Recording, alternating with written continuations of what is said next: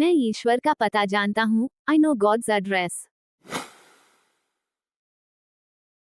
मैं ईश्वर का पता जानता हूँ। एक बार एक साहूकार को बहुत दिनों से एक अजीब सी बेचैनी हो रही थी। एक रात को उन्हें नींद नहीं आ रही थी तो वह टहलने निकल गए। वह एक पार्क में पहुंचकर एक बेंच पर बैठ गए। तभी एक कुत्ता उनकी चप्पल उठाकर ले गया और वह उसके पीछे पीछे भागे।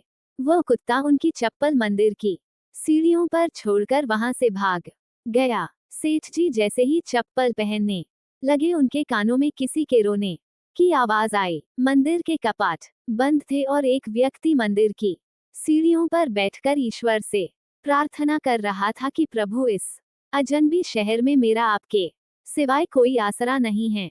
मेरी पत्नी अस्पताल में दाखिल है और मुझे उसके इलाज के लिए पैसों की जरूरत है। इसलिए प्रभु कुछ ऐसा करे कि मेरी पत्नी के इलाज के लिए पैसों का प्रबंध हो जाए। सेठ जी समझ गए कि ईश्वर ने मुझे यहाँ इस व्यक्ति की मदद के लिए भेजा है। सेठ जी उसके पास जाकर बोले, जब तुम ईश्वर से प्रार्थना कर रहे थे तब मैंने तुम्हारी बात सुनकर ली थी। सेठ जी ने अपनी जेब से पैसे निकाल कर उस व्यक्ति को दिए। उसने अपना कार्ड निकाल कर देते हुए कहा कि तुम को किसी भी चीज की जरूरत हो तो मेरे पास आ जाना। वो व्यक्ति कहने लगी कि मुझे आपके कार्ड की कोई जरूरत नहीं है क्योंकि मैं पता जानता हूँ। सेठ जी विस्मित होकर बोले, क्या हम पहले मिल चुके हैं?